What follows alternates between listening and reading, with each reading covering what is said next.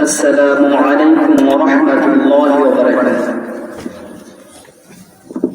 إن الحمد لله الذي خلق الإنسان وكرم وعلمه من البيان ما لم يعلم، فسبحان الذي لا يحصى امتنانه باللسان ولا بالقلم.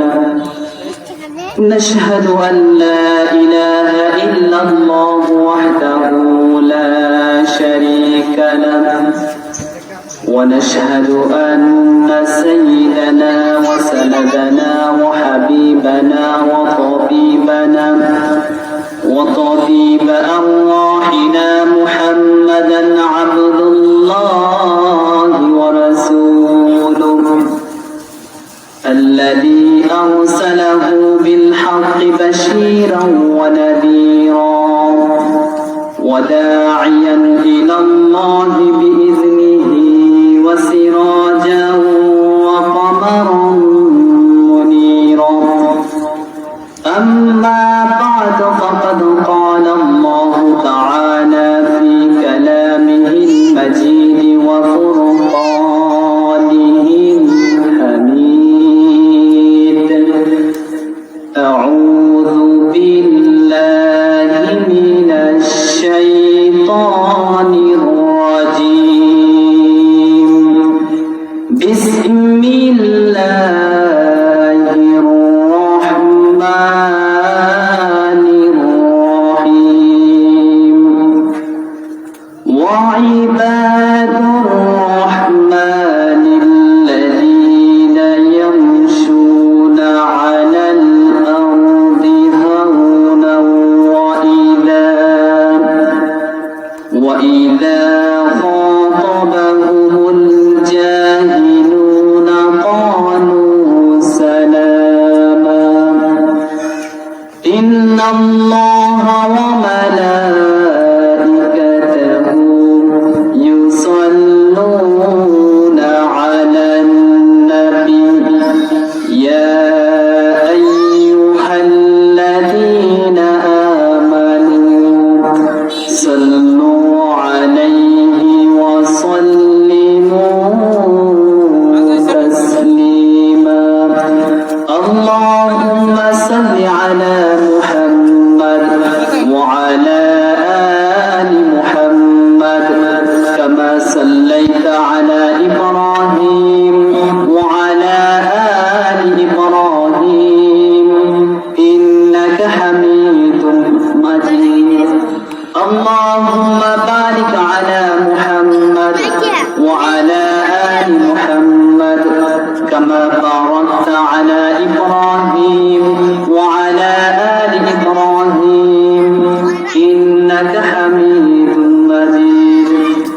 ربي زدني علما، رب اشرح لي صدري ويسر لي أمري واحلل عقدة من لساني يفقهوا قولي. سبحانك لا علم لنا إلا ما علمتنا إنك أنت العليم الحكيم. আলহামদুলিল্লাহ, বাংলাদেশের ঐতিহ্যবাহী সুনামগঞ্জ জেলার দৌরাবাজার উপজেলার বাংলাবাজার ইউনিয়নের আওতাধীন দৌরাবাজার উপজেলার একমাত্র মহিলা আলিয়া শিক্ষা প্রতিষ্ঠান জাহাঙ্গীর কমিটার পাড়া মহিলা দাখিল মাদ্রাসার উদ্যোগে আয়োজিত আজকের এই ৩৩তম বার্ষিক ওয়াজ মাহফিলের মুহতারাম শ্রদ্ধাভাজন সভাপতি আতাল্লাহু উমরাহু ওয়া বারাকাল্লাহু ফি হায়াতি, আল্লাহ পাক যেন ওনার হায়াতে আমাদের বরকত করেন বলে আমিন। আজকে এই মাহফিলে উপস্থিত আমার মাতার তাজ শ্রদ্ধাভাজন উলামায়ে কেরাম এসেছেন বিভিন্ন মসজিদের খুতবা এবং আইম্মায়ে কেরাম। আল্লাহ পাক রব্বুল আলামিন যেন সবাইকে হায়াতান তাইয়্যিবা সিহাতান কুল্লিয়া দান করেন বলে আমিন। উপস্থিত আমার সামনে শ্রদ্ধাভাজন মুরব্বিয়ানে কেরাম, যুগে যুগে ইসলামকে আল্লাহর জমিনে আল্লাহর দিন প্রতিষ্ঠায় যারা অগ্রসেনানীর ভূমিকা পালন করেছেন, আমার কলেজের টুকরা তরুণ যুবক ভাইয়েরা থাকতে পারেন বাংলাদেশ প্রশাসনের এবং গোয়েন্দা সংস্থায় নিয়োজিত আমার শ্রদ্ধাভাজন ভাইয়েরা, পর্দার আড়াল থেকে শ্রবণরত সম্মানিত আমার পর্দানিশীল মা এবং বোনেরা, আলোচনার সূচনায় আনুষ্ঠানিকতার মধ্য দিয়ে আমার পক্ষ থেকে আবারও আন্তরিক সালাম, আসসালামু আলাইকুম ওয়া রাহমাতুল্লাহি ওয়া বারাকাতুহু। আল্লাহ পাকের শুকরিয়া যে আল্লাহ পাক রব্বুল আলামিন আমাদেরকে জান্নাতের বাগানে কোরআনের মাহফিলে আসার বসার তৌফিক দান করে দিয়েছেন। এই জন্য আল্লাহ পাকের শুকরিয়া আদায় করছি, সকলে বলি আলহামদুলিল্লাহ। সম্মানিত উপস্থিতি, সময় একেবারে অল্প কিন্তু অনেক লম্বা আলোচনা, এই জন্য আমি ভূমিকা লম্বা না করে আলোচনার দিকে যাচ্ছি। আল্লাহ পাক রব্বুল আলামিন কুরআন আল কারীমের মধ্যে বলছেন, ওয়া ইযা তাওয়াল্লা সাআ ফিল আরদি ইউফসিদু ফিহা ওয়া ইউসলিকাল হারসা ওয়ান নাসলা আল্লাহু লা ইউহিব্বুল ফাসাদ। কুরআন আল কারীমের 2 নম্বর সূরা সূরা আল বাকারা আয়াত নাম্বার 205 আল্লাহ পাক বলছেন, যারা জালেম ক্ষমতার চেয়ারে যায়, ক্ষমতার চেয়ারে যাওয়ার পর তারা আল্লাহর আইনের বিরুদ্ধে আচরণ করে, অর্থাৎ আল্লাহ পাক যা কিছু দিয়েছেন প্রত্যেকটা কাজ উল্টা পাল্টা করে। শুধু তাই নয়, আল্লাহ পাক রব্বুল আলামিন সূরা নামলের ভিতর বলছেন, সম্মানিত আলেম, সম্মানিত ব্যক্তি যারা আছে এদেরকে ক্ষমতার চেয়ারে বসার পর লাঞ্ছিত অপদস্থ করে। তার মানে এটা আল্লাহ পাক জানতেন যে এরকম করা হবে, এই জন্য আল্লাহ পাক কোরআনের মধ্যে বলছেন। এই যে আল্লাহ পাক বলছেন যারা জানেন ক্ষমতার চেয়ারে যাবে, যাওয়ার পর এই কাজগুলো করবে, আর যারা আল্লাহ প্রিয় শাসক আছে তারা ক্ষমতায় যাওয়ার পর 4টা কাজ করবে। ইউকিমুনাস সালাত ওয়া ইউতুনাজ যাকাত, নামাজ কায়েম করবে, যাকাত দিবে, সৎ কাজের আদেশ আর অন্যায় কাজের তারা বাধা প্রদান করবে। কিন্তু আপনাদের কাছে আমার প্রশ্ন, বিগত 15 বছর যারাই ক্ষমতার মধ্যে ছিল এই পর্যন্ত কোন নেতা নেত্রী বাংলা পার্লামেন্টে নামাজের বিধান বাধ্যতামূলক করতে পারে না, যাকাতের বিধান বাধ্যতামূলক করতে পারে না, সৎ কাজের আদেশ দিবস তো দূরের কথা, উল্টো বাংলার জমিনটাকে বিভিন্ন ভাবে ভারতের এজেন্ট হয়ে তারা ভারতের এজেন্ট বাস্তবায়িত করার জন্য তাদের মন গড়া রাষ্ট্র চালিয়েছে, ঠিক কিনা? শুধু তাই নয়, যারা এতদিন বাংলার জমিনে ডিজিটাল বাংলাদেশ স্লোগানের মাধ্যমে লাফালাফি করে, ডিজিটালের মাধ্যমে ডিজিটাল নাম নিয়ে বাংলার জমিনের রন্ধ্রে রন্ধ্রে, রাষ্ট্রের রন্ধ্রে রন্ধ্রে জুলুম নির্যাতনে আখড়া তৈরি করে অবৈধভাবে যারা ক্ষমতার চেয়ার দখল করে বিগত 15 বছরে অবৈধ দুঃশাসনের মাধ্যমে স্বৈরাচারী সরকার হাসিনা বাংলার জমিনটাকে তছনছ করে দিয়েছে। শুধু তাই নয়, বাংলার জমিনের সম্মানিত আলেম যারা আছেন এদেরকে কারাগারে কারাবদ্ধ করে গেছেন। শুধু তাই নয়, আলেমদেরকে বিনা অপরাধে বাংলার জমিনে ফাঁসির কাস্টে ঝুলিয়ে হত্যা করেছে। বাংলা ইতিহাস যদি ঘাটাঘাটি করা হয়, অতীতে এমন কোন সরকার নাই যাদের আমলে আলেম ওলামা নির্যাতিত হয়েছে, জুড়ে বলেন ঠিক কিনা? শুধু তাই নয়, তারা বিশ্ববরেণ্য মুফাসসিরে কোরআন, যার কণ্ঠে কোরআনের তাফসীর শুনে অর্ধ লাখেরও বেশি মুসলিম, অর্ধ লাখেরও হিন্দু, বৌদ্ধ, খ্রিস্টান কালেমা পড়ে মুসলমান হয়েছে। ওই বিশ্ববরেণ্য মুফাসসিরে কোরআন আল্লামা দেলোয়ার হোসেন সাঈদীকে 14 বছরের বেশি কারাগারে কারাবদ্ধ করে তারা 20 পরীক্ষার মাধ্যমে হত্যা করেছে, জুড়ে বলেন ঠিক কিনা? আমরা বিভিন্ন মাহফিলের মধ্যে বলেছিলাম যে তোমরা সতর্ক হয়ে যাও, ফেরাউন এই আচরণ করেছিল, সতর্ক হয় নাই হাসিনা। নমরুদ আচরণ করেছিল, নমরুদের কাছ থেকে শিক্ষা নাও, হাসিনা শিক্ষা নেয় নাই, এই জন্য তার অবস্থা হয়েছে।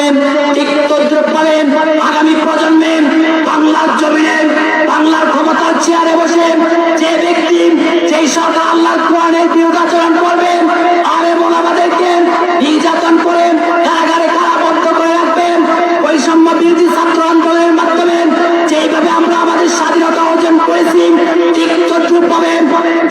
বিরোধী ছাত্র আন্দোলন যেভাবে তাদেরকে বাংলার জমিন থেকে তাড়ানো হয়েছে, ঠিক তদ্রুপ ভাবে সেই সব ইসলামের বিরুদ্ধে কথা বলবে, আলেমদের বিরুদ্ধে কথা বলবে, তাদেরকে বাংলার জমিন থেকে ধাক্কা দিয়ে বের করে দেওয়া হবে। যদি বলেন ঠিক কিনা?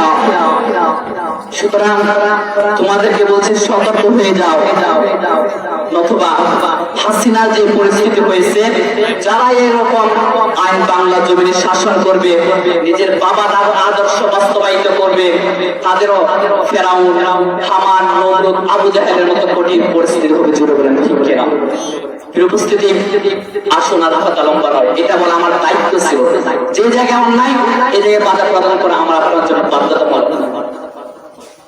অন্যায় দেখতে বাধা প্রদান করতে হবে।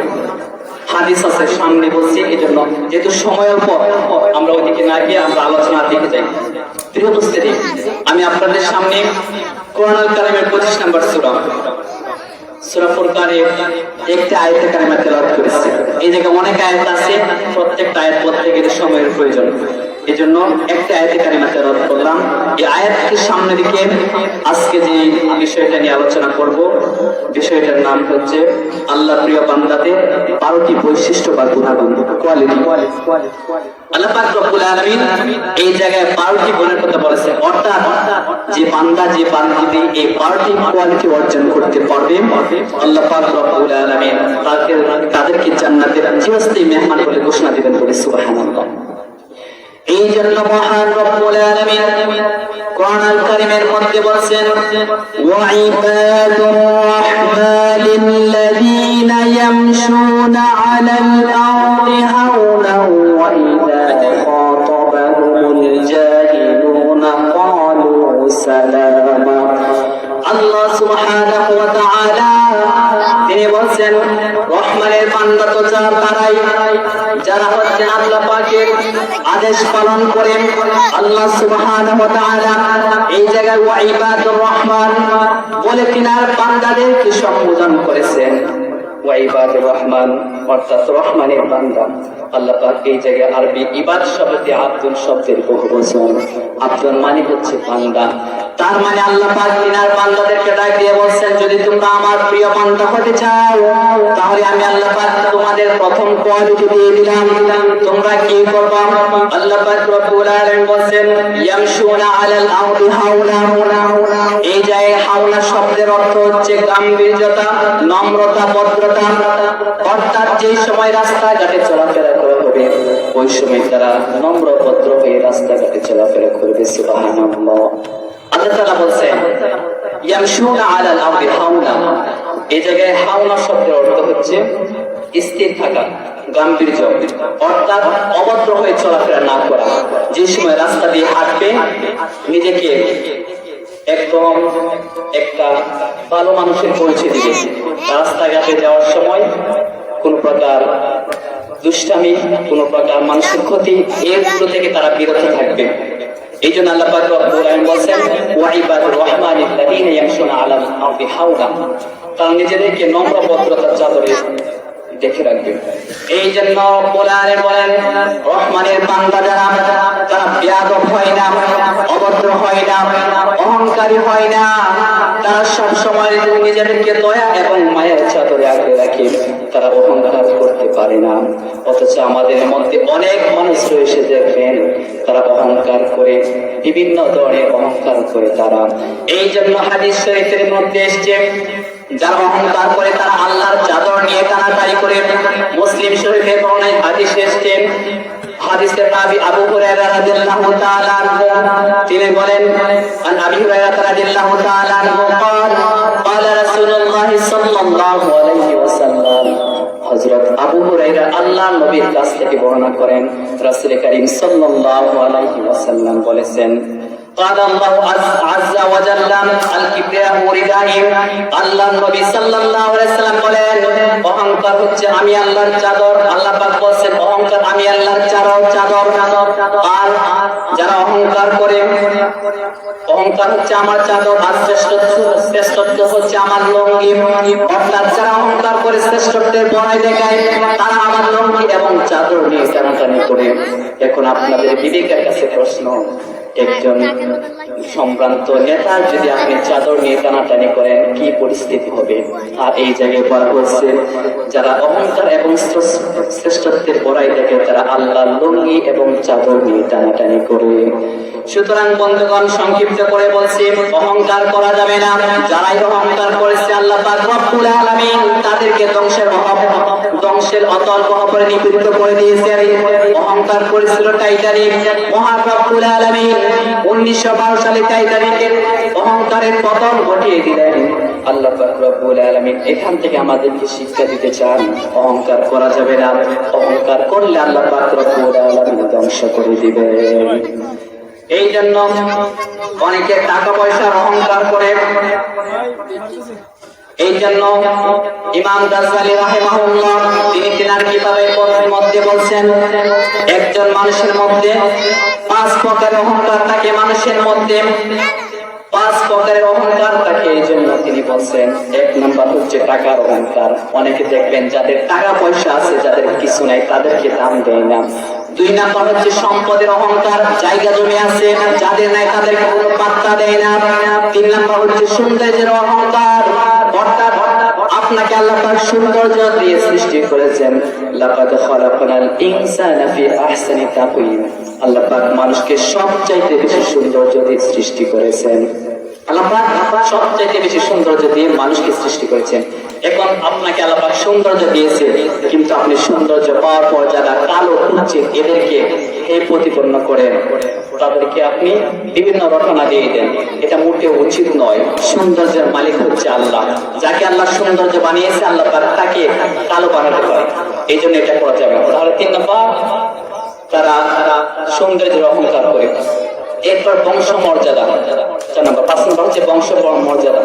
অর্থাৎ অনেকে দেখবেন বংশ অনেক উঁচু পর্যায়ে, কিছু না হতে লাঠি নিয়ে বের হয়ে যায়, বলে যে আমরা হচ্ছে উচ্চ বংশের মানুষ, আমাদের সাথে যত লাভে আসছিস, আজ তোর কি আমার একদিন কি তোর একদিন।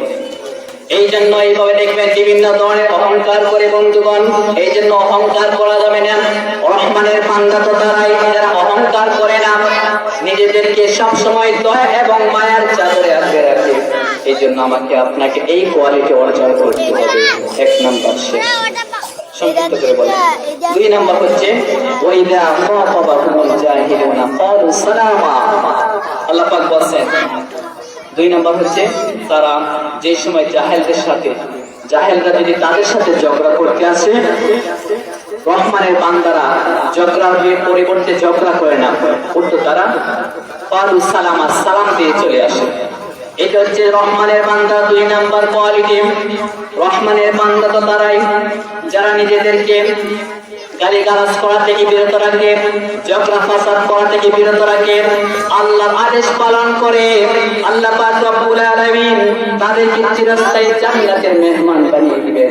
এই জন্য আল্লাহ পাক রব্বুল আলামিন বলেন, যারা মূর্খরা জ্ঞানীদের সাথে যে সময় ঝগড়া করতে আসে, ঝগড়া করতে আসার পর আল্লাহ পাক রব্বুল আলামিন বলেন, কোরআন আল কারীমে 28 নম্বর সূরা কাসাসের 55 নম্বর আয়াত, আল্লাহ পাক বলেন, ওয়া ইযা সামিউল লাগওয়া আ'রাদু আনহু ওয়া ক্বালু লানা আ'মালুনা ওয়া লাকুম আ'মালুকুম।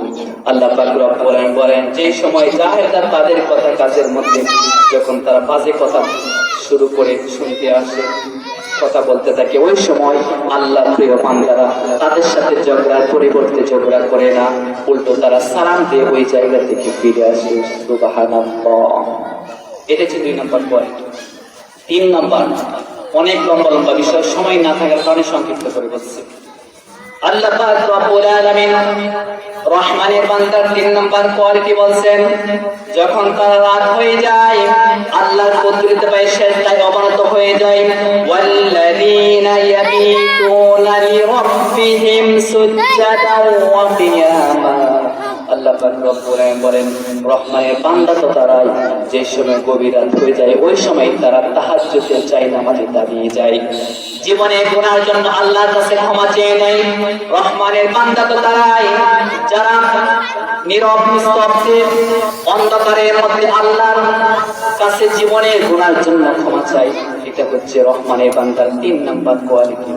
এই জন্য আল্লাহ পাক এই কোয়ালিটি দিয়েছেন, কিন্তু আজ এটা আমাদের মধ্যে নাই বলতে চলে। আল্লাহ পাক বলছেন যে তোমরা যদি 3 নম্বর কোয়ালিটি অর্জন করতে চাও তাহলে তোমাদেরকে সিজদায় অবনত হবা।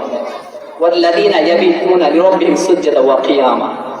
এই জন্য তাহাজ্জুদের জায়গা নামাজে দাঁড়িয়ে পৃথিবীর যেই সময় পৃথিবীর সমস্ত মানুষ ঘুমায় বিছানায় চলে যায়, একমাত্র মহান রব্বুল আলামিন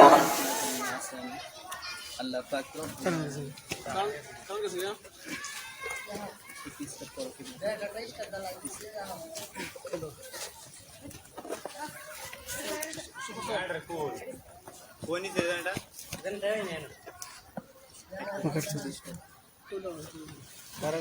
সুবহানাল্লাহি ওয়া বিহামদিহি সুবহানাল্লাহিল আযীম। তাহলে আল্লাহ সুবহানাহু ওয়া তাআলা তিনি রহমানের বান্দার 3 নম্বর কোয়ালিটি বলছেন ওয়াল্লাযীনা ইয়াবিতুনা লিরাব্বিহিম সুজদান ওয়া কিয়ামা। যে সময় রাতের অন্ধকার হয়ে যায় রহমানের বান্দারা তারা রাত জেগে থাকে। রহমানের বান্দারা কি করে? কোরআন আল কারীমের 32 নম্বর সূরা আশ-সাজদা আয়াত নাম্বার 16 আল্লাহ পাক বলেন তাতাজাফা জুনুবুহুম আনিল মাদাজি'i ইয়াদউনা রাব্বাহুম খাওফান ওয়া তামা'আন ওয়া মিম্মা রাযাকনাহুম ইউনফিকুন। আল্লাহ পাক বলেন রহমানের বান্দাদের পিঠ তখন বিছানা থেকে আলাদা হয়ে যায়, তাহাজ্জুদের নামাজে দাঁড়িয়ে যায়, অন্তরে আল্লাহর ভয় জাগ্রত হয়, আল্লাহর কাছে জীবনে গুনার জন্য ক্ষমা চায়। এটা হচ্ছে রহমানের বান্দার অন্যতম কোয়ালিটি। কিন্তু আমাদের মধ্যে অনেকে আছে রাতে দেখবেন নামাজ পড়তে পারে না, রিয়াল মাদ্রিদ বার্সেলোনার খেলা দেখে, আর্জেন্টিনা ব্রাজিলের খেলা দেখতে পারে, মোবাইলের মধ্যে অ্যালার্ম সেট করে দেয়, অ্যালার্ম সেট করে ঠিক সময়ে যেন খেলাটা মিস না হয়ে যায়, এই জন্য তারা মোবাইলে অ্যালার্ম সেট করে দেয়। এরপর তারা খেলা দেখে, কিন্তু কপাল পোড়ানো মসজিদে গিয়ে নামাজ আদায় করতে পারে না। মনে রাখবেন এটা কোন সময় রহমানের বান্দার কোয়ালিটি হতে পারে না। অতএব বন্ধুগণ, আমরা যদি আল্লাহর প্রিয় বান্দা হতে চাই তাহলে আমরা আপনার দায়িত্ব হচ্ছে আল্লাহর কুদরতি পায়ের সিজদা দেওয়া। এখন প্রশ্ন করতে পারেন হুজুর তাহাজ্জুদে নামাজ পড়া তো ফরজ নয়, আর 5 ওয়াক্ত নামাজ আদায় করা ফরজ, 5 ওয়াক্ত নামাজ আদায় করে না তাহলে তাহাজ্জুদ কিভাবে পড়বো? প্রশ্ন হতে পারে। তো আমরা বিবেক কি বলি, 1 ওয়াক্ত যদি নামাজকে ইচ্ছা করে ছেড়ে দেয়, আমাদের সকলে যারা আছে 2,88,00,000 বছর জাহান্নামের আগুনে জ্বলতে হবে। তো আমরা প্রতিনিয়ত 5 ওয়াক্ত করে নামাজ তো পড়ি না, কাজ আদায় করতে রাখি। কিন্তু দেখেন আজকের চিকিৎসা বিজ্ঞান বলছে একজন মানুষ প্রতিদিন 550 লিটার অক্সিজেন সে গ্রহণ করে। ধরেন 1 লিটারের দাম 3,000। এবার চিন্তা করে দেখেন আপনি এ পর্যন্ত 60-70 বছর, যুবক ভাইরা 25-30 বছর বয়সে আজ এ পর্যন্ত আল্লাহর কাছ থেকে কত অক্সিজেন আপনি গ্রহণ করেছেন? এ পর্যন্ত একজন ফেরেশতা এসে আমার আপনার কাছ থেকে টাকা নিয়ে গেল না। আপনার বিবেক কি জাগ্রত হয় না? সুতরাং বন্ধুগণ, আমাকে আপনাকে বুঝতে হবে, বিবেকটাকে জাগ্রত করতে হবে। অতএব 3 নম্বর কোয়ালিটি আমরা পালন করব। এরপর 4 নম্বর কোয়ালিটি, রহমানের বান্দা যারা তারা আল্লাহর আযাব থেকে বাঁচার জন্য, জাহান্নামের আযাব থেকে বাঁচার জন্য তারা আল্লাহর কাছে ক্ষমা চায়। এই জন্য আল্লাহ পাক রব্বুল আলামিন বলেন ওয়াল্লাযীনা ইয়াকুলুনা রাব্বানা আসরিফ আন্না আযাবা জাহান্নাম ইন্না আযাবাহা কানা গরামা। আল্লাহ পাক রব্বুল আলামিন বলেন তারা আল্লাহর আযাব থেকে বাঁচার জন্য, জাহান্নামের আযাব থেকে বাঁচার জন্য তারা আল্লাহর কাছে জাহান্নামের আযাব থেকে বাঁচার জন্য ক্ষমা প্রার্থনা করে। জাহান্নামের কঠিন আযাব হচ্ছে এমন আযাব আল্লাহ পাক রব্বুল আলামিন যা পাপী বান্দা বান্দীদের জন্য তৈরি করে রেখেছেন। এই জন্য রাসূল সাল্লাল্লাহু আলাইহি ওয়াসাল্লাম প্রত্যেক ফরজ নামাজের পর, মাগরিব এবং ফজর নামাজের পর আল্লাহুম্মা আজিনি মিনান নার পড়তেন। শুধু তাই নয়, আমরা যে সময় নামাজ আদায় করি শেষ রাকাতে তাশাহুদ, দরুদ শরীফ, দোয়া মাসুরা পড়ে নামাজ শেষ করে ফিরেন। কিন্তু হাদিসের মধ্যে এসেছে আল্লাহ নবী সাল্লাল্লাহু আলাইহি ওয়াসাল্লাম 4টি জিনিস থেকে আল্লাহর কাছে পানাহ চেয়ে নিতেন।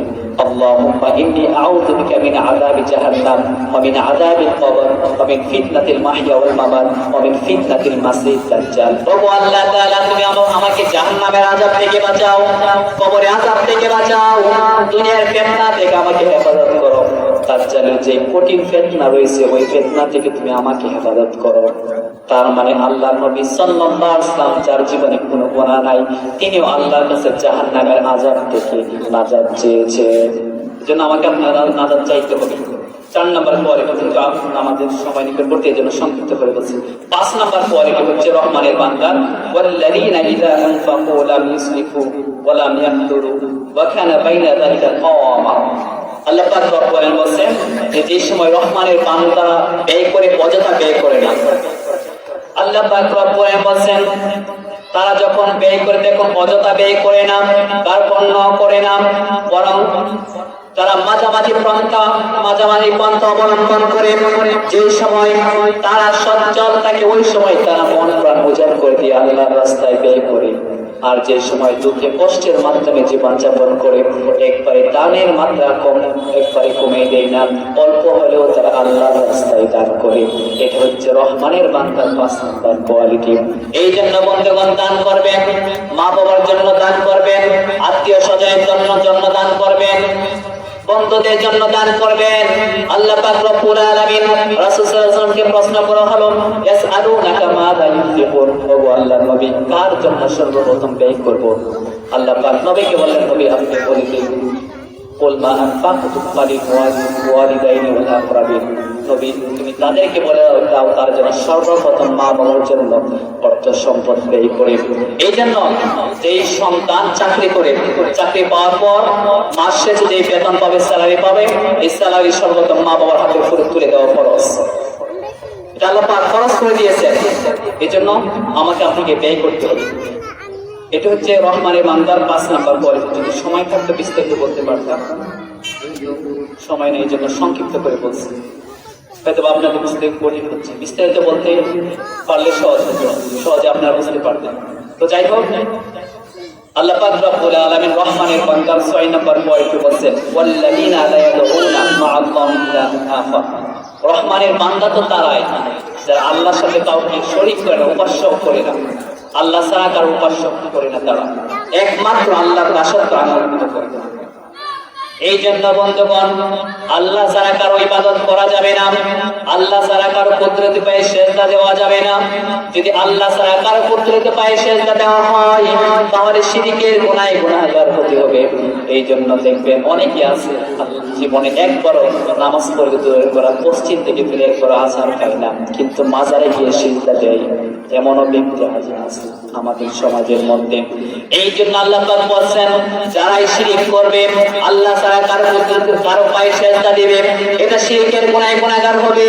এই জন্য আল্লাহ সুবহানাহু ওয়া তাআলা কুরআন আল কারীমের 4 নম্বর সূরা নিসার 116 নম্বর আয়াতের মধ্যে বলেন, ইন্নাল্লাহা লা ইয়াগফিরু আন ইউশরাকা বিহি ওয়া ইয়াগফিরু মা দুনা যালিকা লিমান ইয়াশা ওয়া মান ইউশরিক বিল্লাহি ফাকাদ দাল্লা দালালান বাঈদা। আল্লাহ পাক বলেন যারা শিরক করবে, শিরকের গুনাহ আল্লাহ পাক কোন সময় ক্ষমা করবেন না। যাবতীয় গুনাহ যা আছে আল্লাহ পাক রব্বুল আলামিন নেক কাজের মাধ্যমে আল্লাহ পাক এগুলো ক্ষমা করেন, কিন্তু শিরকের গুনাহ একমাত্র তওবা ব্যতীত আল্লাহ পাক ক্ষমা করবেন না। আমরা অনেক ধরনের শিরক করতে দেখবেন। ছোটবেলা আমরা কি করতাম ছোটবেলা অনেকে আমাদেরকে শিক্ষা দিতে সময় আমাদের দাঁত পড়ে যায়। অনেকে দাদা দাদিরা আমাদেরকে বলতো ঈদের কাছে গিয়ে বলে, ঈদের মামা আমার দাঁতটা নিয়ে তুমি আমাকে তোমার ভালো দাঁতটা দিয়ে দাও, এটা আমরা বলতাম। এই আল্লাহ ছাড়া ঈদের কাছে চাইলাম, শিরক হলো। দেখেন আমাদের মনের অজান্তে আমরা কত শিরক করে ফেলছি। মানে আল্লাহ যেটা দিতে পারে অন্য কোনো ব্যক্তি বস্তু ওইটা দিতে পারে এমন মনে করার নাম হচ্ছে শিরক। সহজ ব্যাখ্যা। এই জন্য এইভাবে আমরা মনের অজান্তে শিরকের গুনাহে গুনাহগার হয়ে গেছি। অতএব আল্লাহর কাছে অন্তর থেকে ক্ষমা চাইতে হবে। তো বন্ধুগণ আসুন এরপর আমরা 7 নম্বর কোয়ালিটি জেনে নিই। তাহলে 6 নম্বর জানতে পারলাম আল্লাহ ছাড়া কারো উপাস্য ইবাদত করা যাবে না। এটা হচ্ছে রহমানের বান্দার 6 নম্বর কোয়ালিটি। এরপর আল্লাহ পাক রব্বুল আলামিন 7 নাম্বার কোয়ালিটি দিয়েছেন, অন্যায়ভাবে তোমরা মানুষ হত্যা করো না। ওয়ালা ইয়াকতুলুনান নাফসাল্লাতী হারামাল্লাহু ইল্লা বিল হক। আল্লাহ সুবহানাহু ওয়া তাআলা বলেন, তোমরা অন্যায়ভাবে কোন প্রাণকে হত্যা করো না। আমি আল্লাহ সুবহানাহু ওয়া তাআলা এইভাবে হত্যা করা হারাম করে দিয়েছি। এই যে দেখেন আল্লাহ পাক এই জায়গায় কি বলছেন যে অন্যায়ভাবে কাউকে হত্যা করা যাবে না।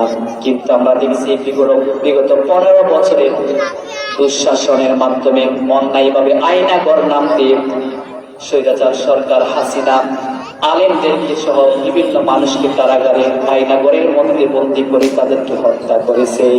আইনাগর, ওই জায়গায় আমি গিয়েছিলাম গত অক্টোবর মাসের 2 তারিখে আমি গিয়েছিলাম ঢাকা, 8 দিন ছিলাম। ওই জায়গায় আয়নাগর কোথায় আমি দেখে আসছি, যদিও ভিতরে যাওয়া সম্ভব হয় না, ওই জায়গায় সিকিউরিটি গার্ড হয়েছে।